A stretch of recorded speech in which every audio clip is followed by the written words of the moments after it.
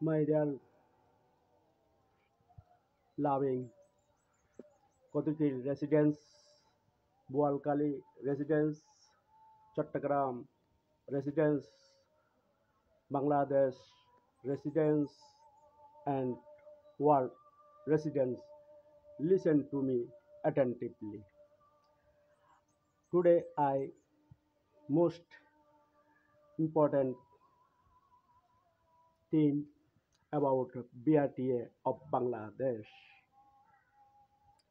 BRTA যেভাবে যে পলিসিটির মাধ্যমে যে vehicle owner and drivers situation with the BRTA against with each other from before to still now I feel about this way.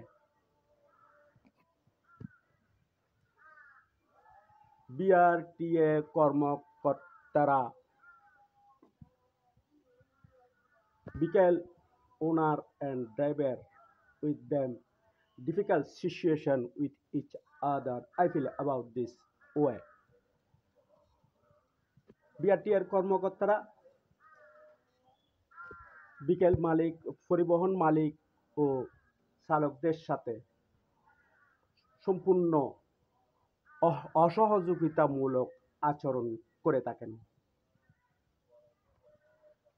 তো যে যেভাবে tax টোকেনের টাকা আদায় করা হয় তারা সেভাবে ট্যাক্স টোকেনের টাকাটা আদায় করে না। ট্যাক্স টোকেনের টাকার সাথে তারা নানানভাবে অবৈধ অর্থ সংযোজন করে থাকে, যেমন আমার সাথে করেছেন। আমি বিআরটিএ চট্টগ্রাম বিআরটিএর অফিসে গেছি। আমি আমার মোটরসাইকেলের রেগুলার মোটরসাইকেলের বাৎসরিক দ্বিবার্ষিক যে ট্যাক্স টোকেনের টাকা দেওয়া হয় সেটা আমি পেমেন্ট করতে গেলাম। I payment with them in BRTA banking policy by the creation BRTA leader, BRTA director and assistant director. They tell me my motorcycle 2 years tax token fee 2000 only. Tax token with VAT 300 4,150 টাকা।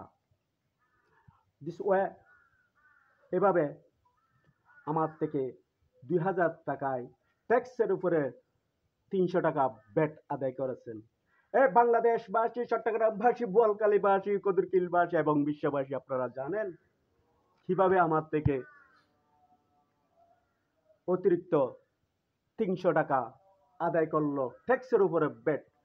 আমরা এত অন্ধ, আমাদেরকে এত বোকা বানিয়ে রাখছে BRTA policy যে আমরা জানি না ট্যাক্সের উপরে ব্যাট কিভাবে হয়, খরচের উপরে কিভাবে ব্যাট হয়।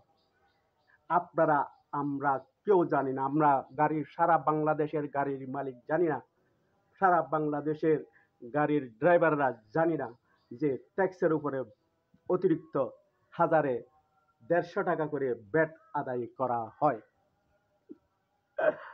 I feel about this. What astonish BRTA activities with our vehicle owner and driver, মানে গাড়ি পরিবহন মালিক এবং ড্রাইভারের সাথে কিভাবে প্রতারণা করে যাচ্ছেন আমরা জানি না। সরকারিভাবে এটা আইন সিদ্ধ হয়েছে অর্থ মন্ত্রণালয় থেকে। কেন সরকার এভাবে নিজেরা অবৈধ অর্থ জনগণের উপরে চাপিয়ে দিয়েছেন, গাড়ির মালিকদের উপরে চাপিয়ে দিয়েছেন? এটা কিন্তু অন্যায় নয়। অন্যায়ভাবে কেন? এটা তো অন্যায়ভাবে একটা অর্থ মানে ব্যাট কালেকশন করা হয়েছে। এটা তো অবৈধ উপায়ে অর্থ তহবিল সংগ্রহ। We don't know all vehicle owner of this Bangladesh with the drivers of all drivers in Bangladesh what a great uh, false bet collection, 4,150 taka. Why? This not a good policy by the BRT of government. I feel about this. This is a dangerous thing by the BRT of government policy. Finance minister and finance society, this is a great problem. They are, you know, this call bet is a wrong law of vehicle owners. I feel about this. I think about this way. I identified about this way. This is not a good policy with vehicle owners.